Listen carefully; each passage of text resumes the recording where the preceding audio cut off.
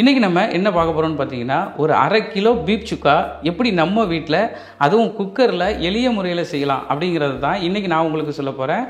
Akbar cooking channel, நான் உங்கள் அக்பர் அலி.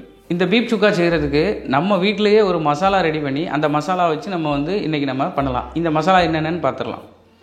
பட்டை பார்த்தீங்கன்னா ஒரு சின்ன துண்டு, 1 இன்ச்சு துண்டில் ஒரு பீஸ் வச்சுருக்கிறேன். அடுத்து கிராம்பு பார்த்தீங்கன்னா 3 பீஸ் வச்சுருக்கிறேன். ஏலக்காய் 3 பீஸு. ஸ்டார் அனீஸ் பார்த்தீங்கன்னா ஒரு அரை துண்டு நான் எடுத்துருக்கிறேன். அதுக்கப்புறம் மல்லி பார்த்தீங்கன்னா 1.5 டீஸ்பூன் நான் எடுத்துருக்கிறேன். அடுத்து சீரகம் பார்த்தீங்கன்னா 3/4 டீஸ்பூன் எடுத்துருக்கிறேன். சோம்பு ஒரு அரை டீஸ்பூன் எடுத்துருக்கிறேன். அப்புறம் மிளகு ஒரு அரை டீஸ்பூன் எடுத்துருக்கிறேன். காய்ந்த மிளகாய் பார்த்தீங்கன்னா ஒரு 5 பீஸ் எடுத்துருக்கேன். உங்களுக்கு காரம் அதிகமாக வேணும் அப்படின்னா நீங்கள் ஒரு 2 பீஸ் கூட எக்ஸ்ட்ரா சேர்த்துக்கலாம். இந்த காரமே போதுமானதாக இருக்கும். இப்போ நம்ம அடுப்பை பற்ற வச்சுக்கலாம். இப்போ நம்ம அடுப்பை பற்ற வச்சுருந்தோம். ஒரு பாத்திரத்தை நம்ம ஏற்றிட்டோம். இந்த பாத்திரமும் நல்ல ஹீட் ஆகிட்டு. இப்போ நம்ம எடுத்துருக்க மசாலாவை நம்ம இதில் போட்டு நல்ல மெதுவாக நல்லா ஹீட் பண்ணிக்கலாம்.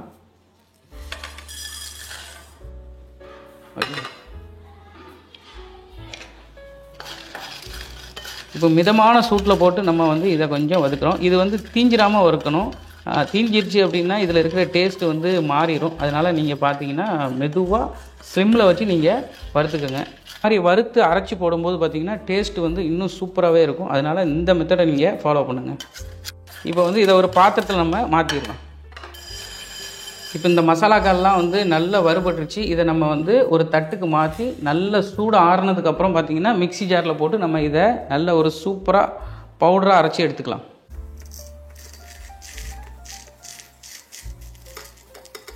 மசாலா பார்த்திங்கன்னா இந்த அளவுக்கு நல்ல பொடியாக நம்ம அரைச்சி எடுத்துக்கணுங்க. 1.5 டேபிள் ஸ்பூன் தான் நமக்கு இருக்கும்.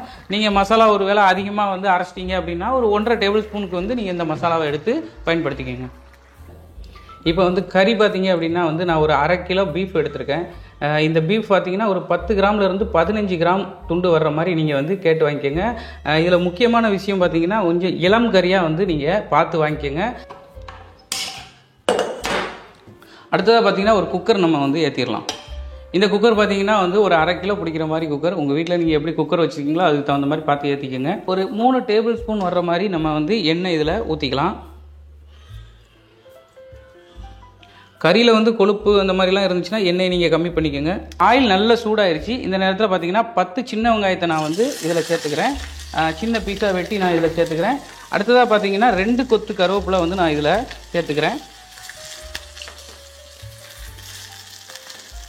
இதை நல்லா மிக்ஸ் பண்ணி விட்டுறலாம்.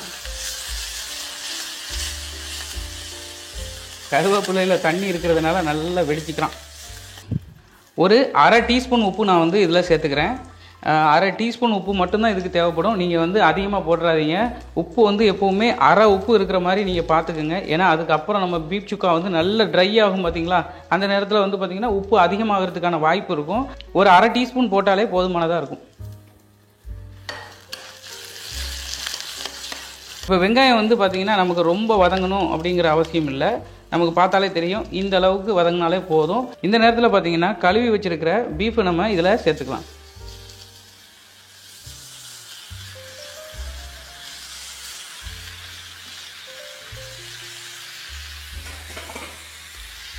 மஞ்சத்தூள் பார்த்தீங்கன்னா ஒரு 1/4 டீஸ்பூன் நான் இதில் சேர்த்துக்கிறேன்.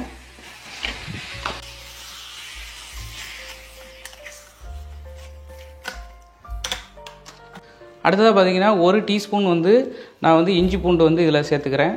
இது எல்லாத்தையுமே நல்லா வதக்கி விட்டுருங்க.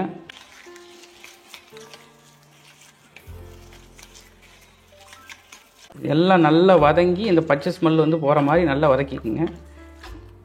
இப்போ பார்த்தீங்கன்னா கொஞ்சமாக தண்ணி தேவைப்படும். கொஞ்சமாக தண்ணி நான் சேர்த்துக்கிறேன்.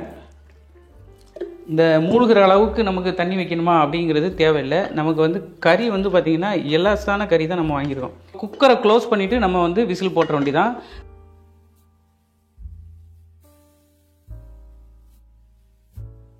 இப்போ கறியை குக்கரில் நம்ம தேவையான தண்ணி ஊற்றி நம்ம வேக வச்சாச்சு. இப்போ பார்த்தீங்கன்னா ஹை ஃப்ளேமில் 1 விசிலும் ஒரு மீடியம் ஃப்ளேமில் பார்த்தீங்கன்னா ஒரு 3 விசிலும் வச்சோம் அப்படின்னா நமக்கு கறி சூப்பராக வந்துடும். நீங்கள் ஹார்டான கறி அந்த மாதிரி எடுத்துட்டீங்கன்னா கூடுதலாக விசில் வச்சு நீங்கள் அதை வேக வச்சுக்கோங்க.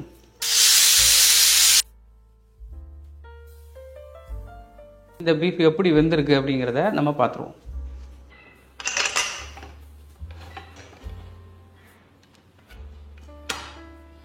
இப்போ நம்ம இந்த பீப் சுக்காவை நல்லா மிக்ஸ் பண்ணிக்கலாம்.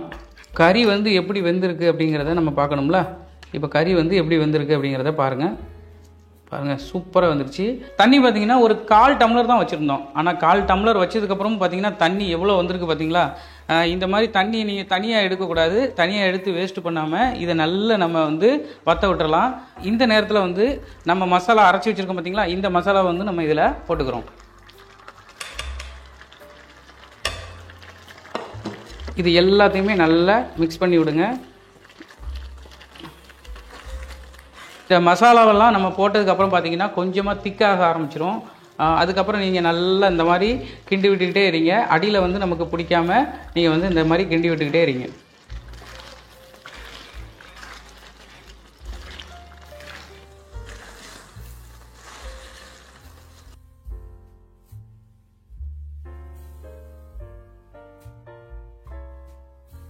இப்போ பீப் சுக்கா வந்து நமக்கு ரெடி ஆயிடுச்சு. இப்போ நம்ம அடுப்பை ஆஃப் பண்ணிவிட்டு ஒரு தட்டுக்கு நான் மாற்றி காட்டுறேன், பாருங்கள் எப்படி இருக்கு.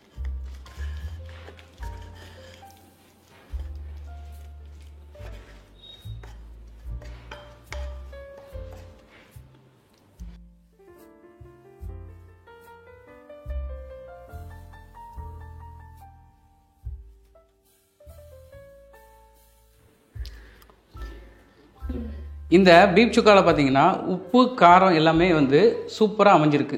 இதே மாதிரி ஒரு பர்ஃபெக்டான பீப் சுக்கா நீங்களும் உங்கள் வீட்டில் செஞ்சு பாருங்கள். செஞ்சு பார்த்துட்டு எப்படி வந்திருக்கு அப்படிங்கிறத நம்ம கமெண்டில் நீங்கள் வந்து சொல்லிட்டு போங்க.